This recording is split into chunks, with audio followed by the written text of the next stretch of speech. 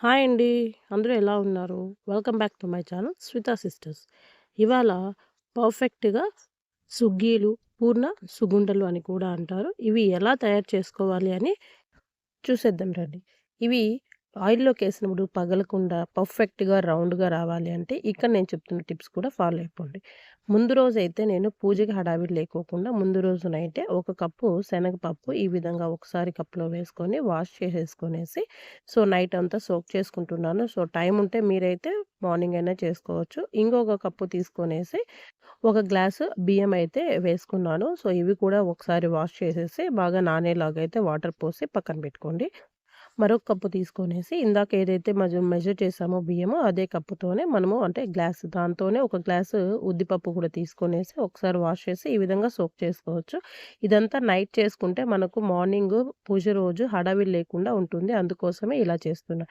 Morning చూసేసరికి మనకి ఈజీగా బాగా నానిపోయినాయి కదా! ఇప్పుడు వాటర్ తీసేసుకొనేసి నానపెట్టుకున్నాం కదా! ఆ పప్పంతా కుక్కర్‌లోకి వేసుకొనేసి మేమైతే ఈ వాటర్‌ని అంటే ఉడికించిన తర్వాత నేను ఈ వాటర్‌తో రసం పెట్టుకుంటాను. నేను ఎక్కువ క్వాంటిటీ వాటర్ వేసుకుంటున్నాను. మీరైతే లేదు కరెక్ట్‌గా కావాలి అంటే 2 కప్స్ వాటర్ వేసుకొనేసి 2 విజిల్స్ వచ్చేలాగా ఉడికించుకోవచ్చు. ఆ విజిల్స్ వచ్చేలోపు మనం నానబెట్టుకున్నాం కదా! నైట్ సెపరేట్‌గా బియ్యము, అలాగే ఉద్దిపప్పు.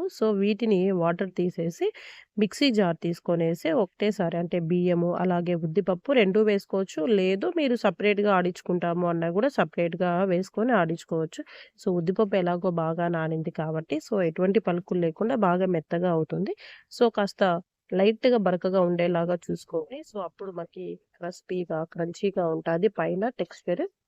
ఈ విధంగా అయితే బ్యాటర్‌ని మనం రెడీ చేసుకొనేసి ఒక బౌల్‌లో కొద్దిగా పెద్దగున్న బౌల్‌లో తీసుకోండి. ఎందుకంటే మనము సుగ్గీలు ఉండలు చేస్తాం గదా! వాటిని ఇందులో చేసి డిప్ చేయాలి కాబట్టి అలాంటప్పుడు ఇబ్బంది లేకుండా ఉంటాది. దీంట్లోకి ఒక హాఫ్ టీ స్పూన్ వరకు సాల్ట్ గూడా వేసుకోండి. అప్పుడే స్వీట్ బ్యాలెన్స్ చేస్తుంది ఎక్కువగా లేకుండా.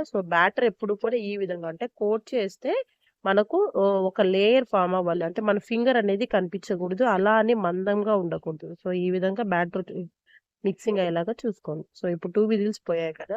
ఇప్పుడైతే కుక్కర్ మూత తీసేసుకొనేసి ఈ వాటర్ అంతా అయితే డ్రైన్ చేసుకోండి. నేను చెప్పాను కదా! రసం పెట్టుకుంటామని అందుకోసమే నేను వాటర్ ఎక్కువ వేశాను. ఒకసారి ఉడికాయా లేదా చెక్ చేసుకొనేసి ఆ తర్వాతయితే వాటర్ ఫిల్టర్ చేసుకోండి. ఫిల్టర్ అయిన తర్వాత ఇందాక మనం ఒక కప్పు శనగపప్పు వేసాం కదా! 3/4 కప్ అంటే ముక్కాలు భాగం వరకు అయితే ఈ విధంగా బెల్లము అంతా పౌడర్ చేసుకొని వేసేసుకోండి. ఈ విధంగా ఒకసారి మిక్స్ చేసామనుకో అలాగా వేడిగా ఉంది కాబట్టి బెల్లం కూడా ఈజీగా కరిగిపోతది. ఇలా అయిన తర్వాత మిక్సీ జార్‌లోకి వేసుకొనేసి జస్ట్ ఒక 2, 3 తిప్పులు తిప్పామనుకోండి చాలు మెత్తగా అయిపోతది. చూడండి ఇక్కడ చక్కగా వచ్చేసింది. ఈజీగా ఎక్కడ బరక లేకోకుండా ఆడించుకోండి. ఇప్పుడు మరింత టేస్ట్ యాడ్ చేయడం కోసము నేను పాన్‌లో మనం ఇందాక గ్రైండ్ చేసుకున్నాం గదా! పూర్ణమంతా వేసి అలాగే ఒక 3, 4 స్పూన్స్ నెయ్యి కూడా వేశాను. మీడియం ఫ్లేమ్‌లో పెట్టుకొని అడుగు అంటుకోకుండా ఈ విధంగా కలుపుతూ ఉంటే ఒక 10 మినిట్స్‌లో మనకి బాగా అంటే కొద్దిగా లూజ్‌గా కన్సిస్టెన్సీ ఉంటుంది గదా! అలాంటిది బాగా గట్టిగా పడుతుంది. ఈ విధంగా కన్సిస్టెన్సీ ఉండేలాగా ఉన్నప్పుడైతే స్టవ్ ఆపేసి పక్కన పెట్టుకోండి. చల్లారాకైతే మనకి గట్టిపడుతుంది. ఇప్పుడు డీప్ ఫ్రైకి తగినంత ఆయిల్ అయితే ఒక పాన్ పెట్టేసి వేసేసుకోండి. చూసారా? ఇదిగో చల్లపడిన తర్వాత అయితే మనకి పూర్ణం రౌండ్ చేసేకి ఈజీగా సరిపోతుంది. ఈ విధంగా అయితే మనము సుగుండ్లకి మొత్తం అన్నీ ఈ విధంగా రౌండ్ చేసేసి పక్కన పెట్టుకున్నామనుకో వేయడానికి ప్యాన్‌లో త్వరగా అయిపోతది. ఇప్పుడు బ్యాటరు ఉంది కదా మనకి. ఆ బ్యాటర్‌లోకి ఈ విధంగా సున్నుండలన్నీ వేసుకొనేసి ఒక్కొక్కటి తీసుకొనేసి అంత బాగా అన్ని చుట్టూ వైపులా కూడా మనకి బాగా పిండి తగిలేలాగా అయితే ఈ విధంగా తగిలిచ్చేసి ఒక్కొక్కటి ఆయిల్ ఆల్రెడీ హీట్ అయి ఉంటుంది కదా! వేసుకోవాలి.